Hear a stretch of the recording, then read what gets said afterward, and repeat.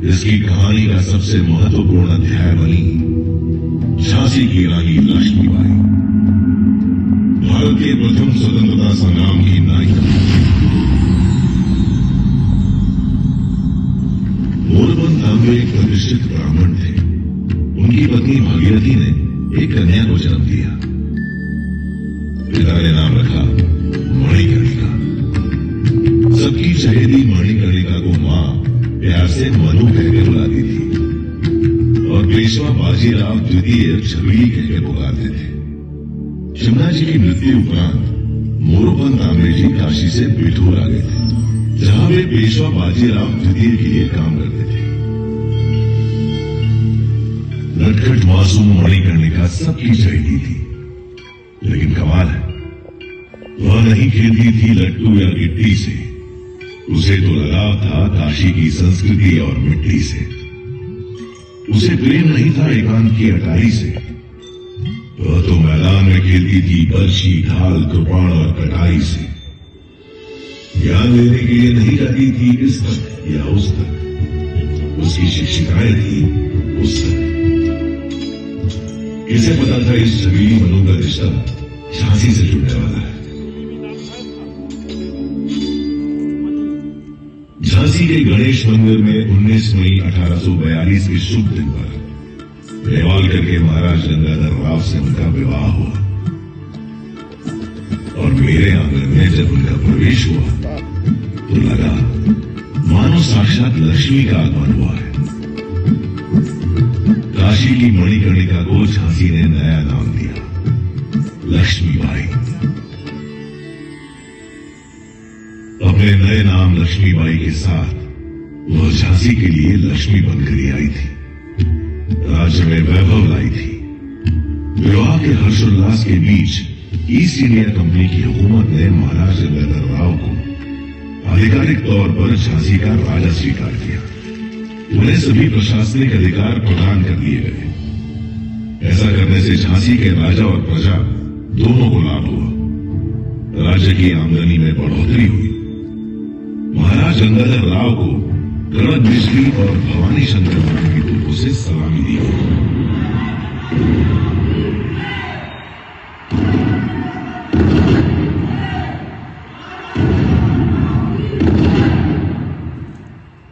महाराज गंगाधर राव एक कुशल प्रशासक थे, काफी उदार और कला प्रेमी थे। उनकी नाट्यशाला में साहित्य, संगीत, नृत्य, नाटक की रसवर्षा होती रहती थी।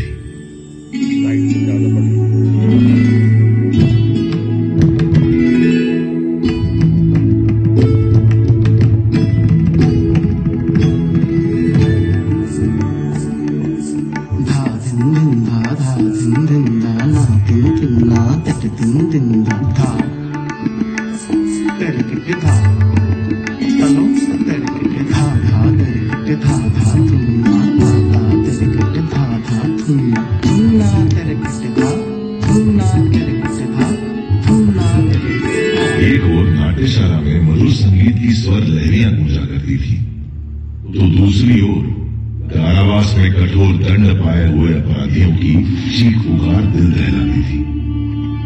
झांसी की न्याय प्रणाली ही कुछ ऐसी थी कि छोटे मोटे अपराधियों को भी फांसी की सजा सुना दी जाती थी। और जिस जगह आप लोग बैठे हुए हैं, ठीक यहीं वो फांसी का था।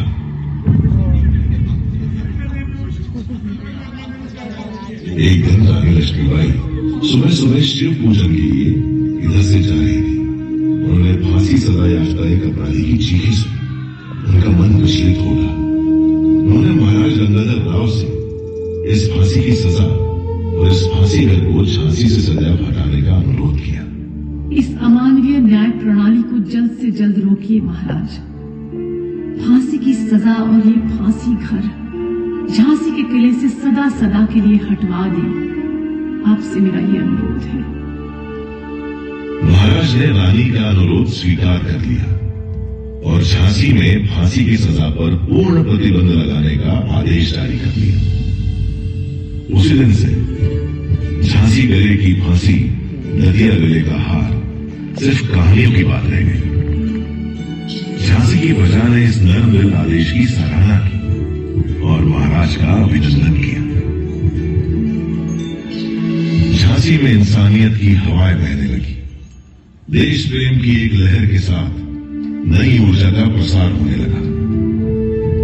सुरक्षा की जिम्मेदारी अब केवल पुरुषों की नहीं रह गई थी, महिलाओं ने भी कमान संभाली। रानी लक्ष्मीबाई स्वयं तलवारबाजी एवं घुड़सवारी में निपुण थी। उन्होंने झांसी की स्त्रियों में भी इस कौशल का विकास किया। शस्त्रागार में नए हथियार मिलने लगे। एक तोप का नाम झांसी की रानी रखा गया। क्या धमाका था उसका। धीरे धीरे तैयार होने लगी इस युवा रणचंडी की दुर्गा सेना।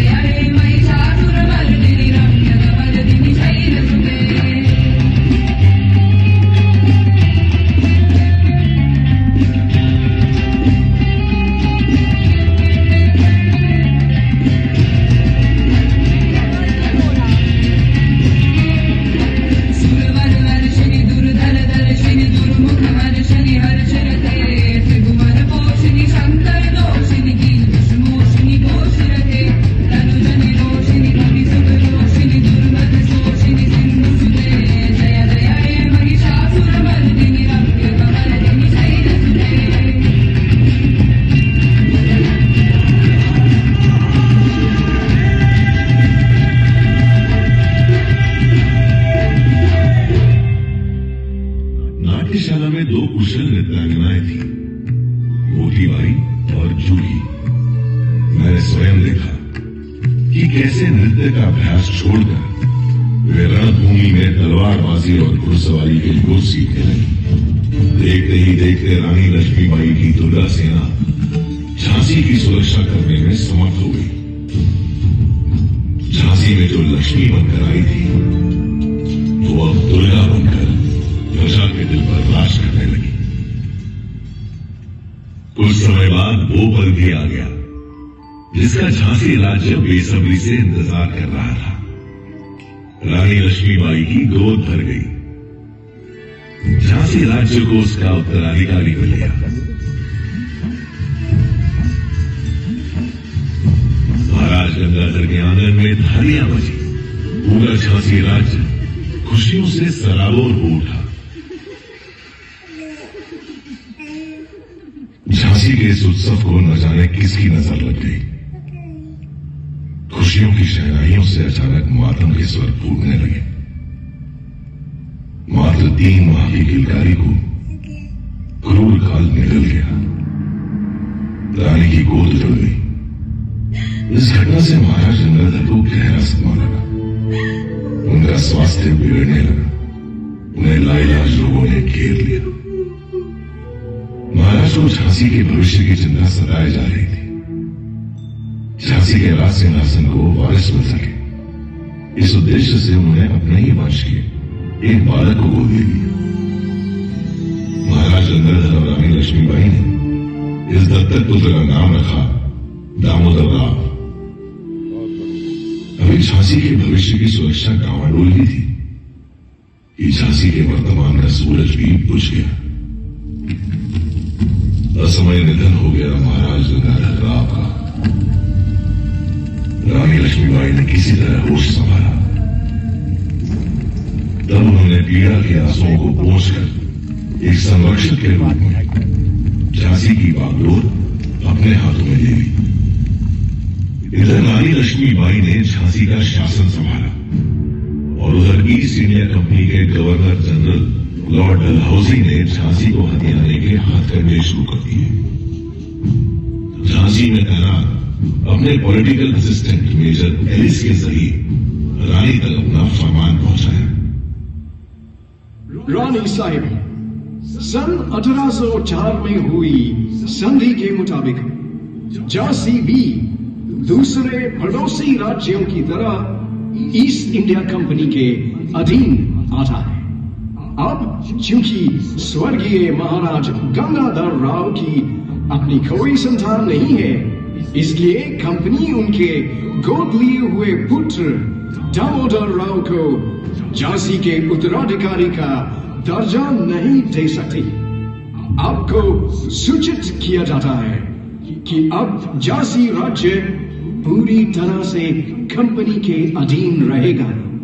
इसके एवज में कंपनी रानी लक्ष्मीबाई को उनके निजी खर्च के लिए 5,000 रुपया महीना की पेंशन अदा करने की मंजूरी देती है और साथ ही रानी लक्ष्मीबाई को हुक्म देती है कि वे जल्द से जल्द अपने जरूरी सामान के साथ झांसी का किला खाली कर दें। हम सुना करते थे कि व्यापारियों के भेष में लुटेरे हैं आप लोग। आज आपने इस बात को सिद्ध भी कर दिया। वापस जाकर कह दीजिए अपने गवर्नर जनरल लॉर्ड डलहौजी से हम उनका फरमान अस्वीकार करते हैं। मैं अपने जीते जी अपनी झांसी नहीं दूंगी। अंग्रेजी फरमान सुनकर रानी लक्ष्मीबाई क्रोध की ज्वाला से दहक उठी। वो जानती थी कि अंग्रेज झांसी को हथियाकर उसे बर्बाद करना चाहते हैं। वो किसी भी कीमत पर किला छोड़ने के लिए तैयार नहीं थी। देशमुख जी ने उन्हें शांति से समझाया। श्रीमंत, मैं आपकी पीड़ा और क्रोध को समझ सकता हूं। देखिए, अभी समय हमारे अनुकूल नहीं है। वर्तमान परिस्थितियों में समझौता करना ही एकमात्र रास्ता है। क्या कह रहे हैं देशमुख जी? आप ऐसा सोच भी कैसे सकते हैं? मैं इन फिरंगियों के आगे झुक जाऊं और अपनी झांसी में सौंप दूं? गलत मत समझिए श्रीमंत। अगर आप शांति से विचार करें तो ये भी हमारी एक कूटनीति होगी। अंग्रेजों की बात अभी मानकर एक तो आप स्वतंत्र रहेंगे, दूसरा उनके खिलाफ किसी भी गतिविधि में शामिल होने पर उन्हें आप पर शक भी नहीं होगा। रानी लक्ष्मीबाई ने देशमुख जी का सुझाव मान लिया। दिल पर पत्थर और मन में ढेर सारी यादें रखकर रानी ने किला छोड़कर रानी महल में रहने का फैसला किया। जाते जाते रानी ने झांसी को अपना संदेश दिया। इस किले से जाने का ये मतलब नहीं है कि मैं हार गई। असली युद्ध तो अभी बाकी है। बिठूर में पेशवा बाजीराव ने मुझे देश प्रेम, स्वधर्म और स्वराज की शिक्षा दी थी। अब समय आ गया है कि मैं उनके द्वारा बताए गए स्वराज के मार्ग पर ही चलूं। इसके लिए चाहे मुझे अपने प्राण ही क्यों न त्यागने पड़े, मैं एक दिन स्वराज की पताका जरूर फहराऊंगी। गीता में लिखा है, हतो वा प्राप्स्यसि स्वर्गम जित्वा वा भोक्ष्यसे महीम तस्मादुत्तिष्ठ कौन्तेय युद्धाय कृत निश्चय। कि जैसे कृष्ण भगवान ने अर्जुन को रणभूमि में कहा था कि युद्ध के दौरान अगर मारे जाओगे तो स्वर्ग की प्राप्ति होगी, अगर जीत हुई तो पृथ्वी पर राज्य का आनंद लोगे। सो हे कुंती पुत्र, उठो और युद्ध करो। इतना कहकर रानी इस किले को छोड़कर चली गई। उस दिन दुल्हन बनकर आई रानी को मेरी देहरी से बाहर जाना पड़ा। मेरी दीवारें फूट कर रोई। मेरी प्राचीर की छाती पर बदनुमा दाग की तरह काट दिया गया फिरंगी हुकूमत का झंडा।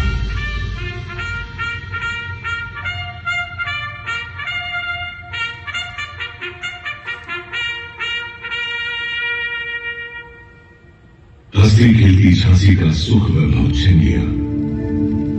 अंग्रेजी हुकूमत ने न केवल आम जनता को प्रताड़ित किया, बल्कि रानी का अपमान करने का भी कोई मौका नहीं छोड़ा। रणनीति के अनुसार रानी अपमान का यह कड़वा कूट पीने के लिए मजबूर थी। इस कठिन समय में एक दिन पेशवा नाना साहब का संदेशा लेकर रानी के पिता मोरोपंत जी उनसे मिलने आए। बेटी मनु, पेशवा का तुम्हारे लिए संदेश है कि तुम्हें झांसी राज्य की कमान संभालनी होगी।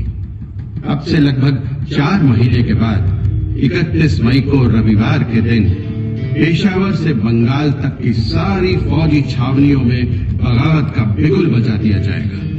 तुम्हें इस जंग के लिए तैयार रहना होगा। अब्बा साहब, पेशवा को कहें कि वे निश्चिंत रहे। इस जंग का तो हमें बड़ी बेसब्री से इंतजार था। लेकिन समय से पहले ही 29 मार्च को मंगल पांडे के नेतृत्व में बैरकपुर की छावनी में अंग्रेजों के खिलाफ हल्ला बोल दिया गया।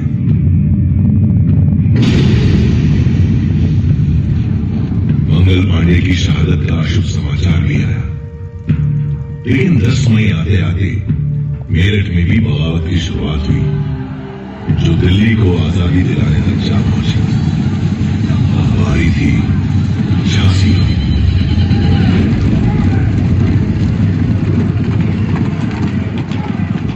5 जून 1857 को 12वीं पैदल सेना की सिपाहियों ने स्टार फोर्ट पर हमला बोल दिया, जो अंग्रेजी कंपनी का दिन था।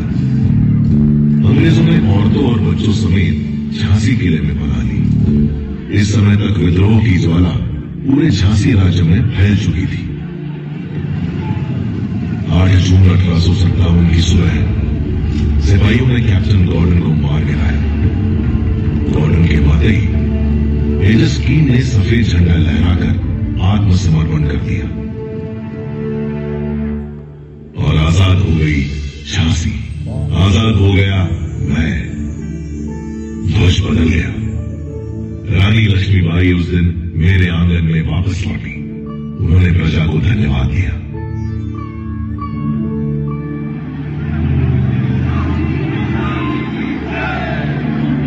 मुझे गर्व है आप सभी पर, आपके हौसलों पर, आपकी बहादुरी पर। अगर आप लोग इस लड़ाई में अंग्रेजों के खिलाफ खड़े न होते तो हम ये जंग कभी नहीं जीत पाते। लेकिन याद रहे, खतरा अभी पूरी तरह से टला नहीं है। हमें चौकन्ना रहना होगा। अंग्रेज कभी भी पलटवार कर सकते हैं। हमें झांसी को फिर से उन्नति की राह पर लाना है। झांसी के विकास का काम शुरू हो गया।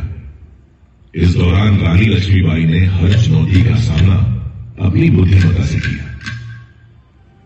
हर तरह की घटनाओं से जूझते हुए रानी लक्ष्मीबाई स्वयं को मजबूत कर ही नहीं थी कि एक दिन मोतीबाई एक बुरी खबर लेकर आई। श्रीमंत, हमें अपने सूत्रों से पता चला है कि पूरे देश में बगावत की आग को अंग्रेजों ने बुझा दिया है। दिल्ली, लखनऊ, कानपुर, बिठूर, बनारस, इलाहाबाद, हर जगह विद्रोह को कुचल दिया गया है। यहाँ तक कि शहंशाह हिंदुस्तान बहादुर शाह जफर को लाल किले में मुकदमा चलाकर उन्हें देश निकाला दे दिया गया है। उन्हें रंगून भेजा जा रहा है। श्रीमंत, बुरी खबर लाई हो मोतीबाई, बहुत बुरी। क्या तुम्हारे पास तात्या या पेशवा की कोई खबर है? जी हाँ श्रीमंत, पता चला है कि तात्या और राव साहब तो अपने 20,000 सिपाहियों के साथ कानपुर में डटे हुए हैं। लेकिन क्या मोतीबाई, लेकिन क्या? लेकिन श्रीमंत, बिठूर और कानपुर की लड़ाई के बाद से नाना साहब और अजीमुल्लाह खां का कुछ पता नहीं कि वे दोनों कहाँ हैं। हे भगवान, वे दोनों जहाँ भी हो सुरक्षित हो। अंग्रेजी फौज किस ओर बढ़ रही है? क्या इसकी भी कोई खबर मिली है? जी श्रीमंत, राहतगंज और कानपुर में अंग्रेजी फौजों ने हमला किया है, पर वहाँ के हालात की पूरी जानकारी नहीं है। हाँ, लेकिन ये सूचना जरूर मिली है कि जनरल डुरोज के नेतृत्व में अंग्रेजी फौज झांसी की ओर बढ़ रही है। हमें पता था हमें कि ये फिरंगी लौटेंगे। हमें अब पूरी तैयारी कर लेनी चाहिए। मोती बाई, चूरी को हमारा संदेश लेकर तात्या के पास कालपी भेजिए। तुरंत वो तात्या से कहे कि जब अंग्रेज झांसी पर हमला करे तब तात्या अपनी फौज के साथ अंग्रेजों पर पीछे से धावा बोल दे। इस तरह इन अंग्रेजों को संभलने का मौका नहीं मिलेगा। जी श्रीमंत। राहत दल से भी बुरी खबर ही आई। अंग्रेजों ने वहां भाई फाजिल मोहम्मद खां को फांसी पर चढ़ा दिया था। उनके भाई अपने रिसालदार गुल मोहम्मद और लगभग 400 सिपाहियों के साथ झांसी पहुंचे। उन्होंने रानी लक्ष्मीबाई से अनुरोध किया कि वे अंग्रेजों के खिलाफ लड़ाई करने के लिए उन्हें अपनी सेना में शामिल होने का मौका दें। रानी ने भरोसा किया, अपनी सेना में शामिल कर लिया। 23 मार्च 1858 के दिन अंग्रेजों ने झांसी पर हमला बोल दिया।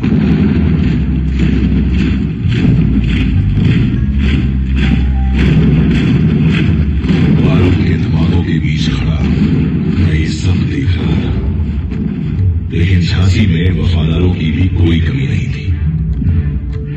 फाटक पर ही अंग्रेजों पर टूट पड़े कुंवर खुदा बख्श। लड़ते लड़ते उन्होंने अपने प्राणों की आहुति दी।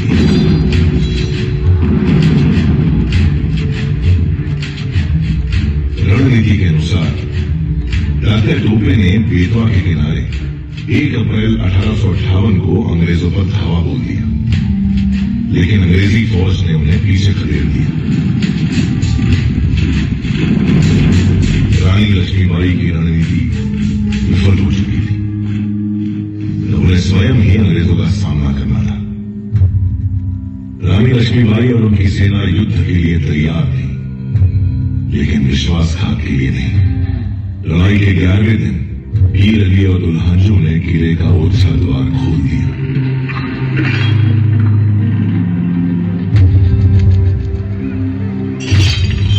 अंग्रेजी फौजें शहर में प्रवेश करने में सफल हो गई। इधर किले के बुर्ज पर पहले गौस खां और फिर थोड़ी देर बाद मोती बाई भी शहीद हो गई। रानी लक्ष्मीबाई ने अपने 3 सबसे होनहार सैनिकों को खो दिया। आज भी इस किले की मिट्टी में ही सुपुर्द खाक है ये शूरवीर।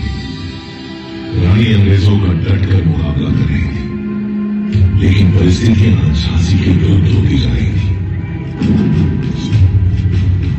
उस समय अंग्रेजों को भ्रमित करने के लिए बहादुर झलकारी बाई रानी लक्ष्मीबाई का वेश धारण करके युद्ध भूमि में उतर गई। वेशभूषा के कारण झलकारी को रानी समझकर उनसे युद्ध करते थे। झलकारी ने रानी लक्ष्मीबाई और उनके पुत्र की जान बचाने के लिए अपने प्राणों की आहुति दी। तभी मैंने देखा कि कैसे अपने घोड़े पर सवार पीठ पर ममता की चादर ओढ़े हुए रानी लक्ष्मीबाई मेरे किले की टूटी हुई दीवारों से कूदी और देखते ही देखते मेरी आंखों से ओझल हो गई।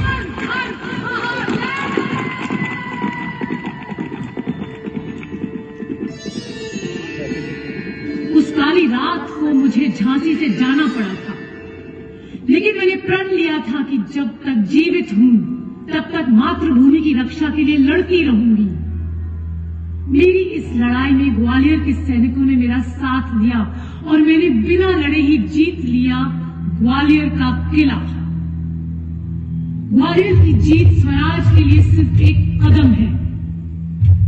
हमारी लड़ाई इन फिरंगियों से है जो हमारे देश में घुस आए हैं।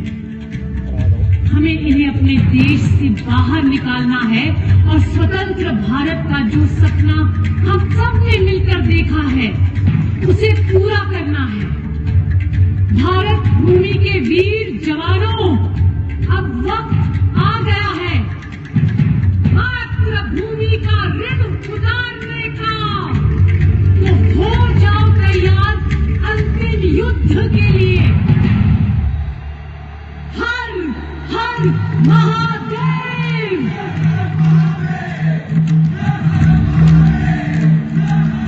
अंग्रेजों से अंतिम युद्ध का समय आ गया था।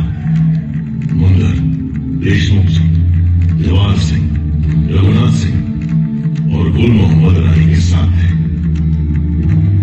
सूरज निकलते ही जंग शुरू हो गई। रानी लक्ष्मीबाई की तलवार के आगे दुश्मनों के पैर उखड़ने लगे। पहला पहर रानी लक्ष्मीबाई के पक्ष में था। दूसरे पहर तक अंग्रेजों को समझ आ चुका था कि अगर रानी लक्ष्मीबाई को नहीं रोका गया तो ये जंग कभी नहीं जीत सकेंगे। तभी फिरंगियों ने अपनी रणनीति में बदलाव किया और हुसार दस्ते को रानी लक्ष्मीबाई से लड़ने आगे भेजा। हुसार दस्ते ने भी ऐसी वीरांगना पहले कभी नहीं देखी थी। दांतों से घोड़े की लगाम संभाले और दोनों हाथों से तलवार चलाते हुए शत्रुओं का संहार कर रही थी रानी लक्ष्मीबाई। लेकिन उस दिन रानी का विश्वास पात्र घोड़ा उनका साथ न दे सका। एक नारे के पास पहुंचकर ठिठर गया। रानी को हुसार दस्ते ने घेर लिया। ठिठर गया समय, ठिठर गई दिशाएं, ठिठर गई थी मेरी भी सांसें। दुश्मनों से घिरी रानी आंधी प्रबंधन की तरह लड़ती रही। तभी एक अपघाती दरिंदे ने उनकी पसलियों के पास तलवार से वार किया। रानी चौड़े हो गई। उनके शरीर से खून बह रहा था और वो तो खूब लड़ी मर्दानी, वो तो झांसी वाली रानी थी। घाव खाकर भी पूरे ताव और चाव से कर दिया। एक एक कर शत्रु धराशायी हो रहे थे। किसी ने उनके सिर पर वार किया। इस बार उनकी आंख सबकी हो गई।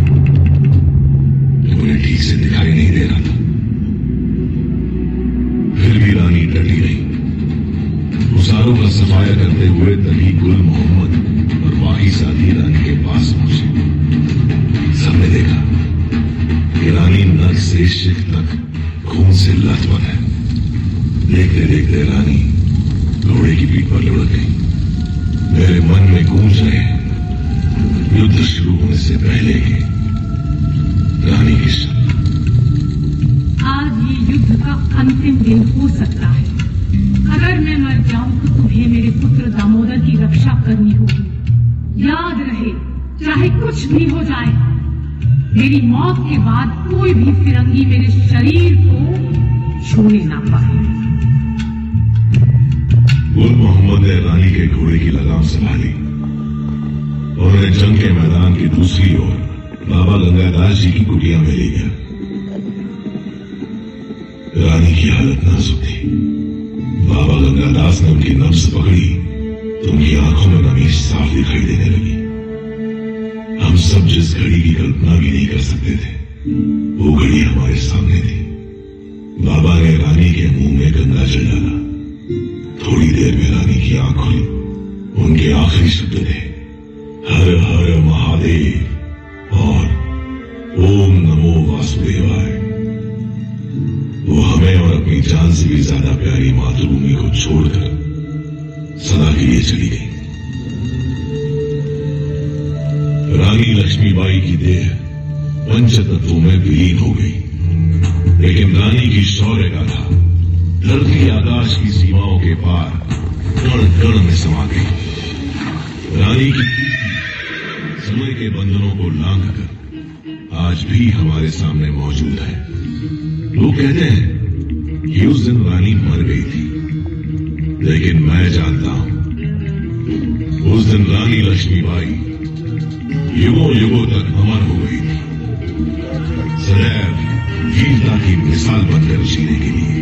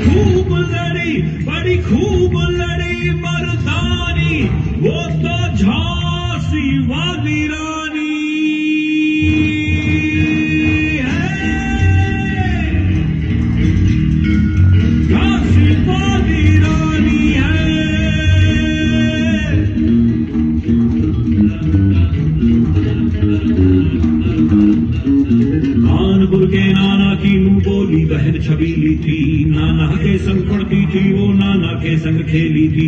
पर्ची लाल कृपाण कटारी उसकी यही सहेली थी। वीर शिवाजी की गाथाएं उसको याद जबानी थी।